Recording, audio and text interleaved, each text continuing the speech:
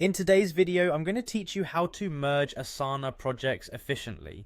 We all know how organizing projects and tasks can sometimes get a little overwhelming, so consolidating them can streamline your workflow significantly. Let's dive right into it and make your Asana experience a bit more seamless and organized. First things first, open up your web browser and head over to asana.com. You're going to want to log into your account if you aren't already. So, on the login page, enter your email address in the designated field. Once you've done that, go ahead and click on the continue button.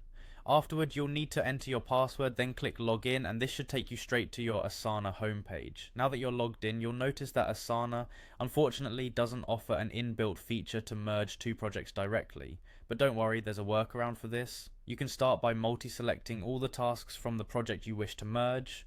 You'll then add these tasks to the other project, which essentially combines the two into one. Let's begin by clicking on the project that contains the tasks you want to merge. This action will lead you to the project's overview. Once you're there, click on the details. Under the projects section, you'll find an option that says add to projects. Click on that and you'll see a list of all your other projects. Select the project you want to add your tasks to.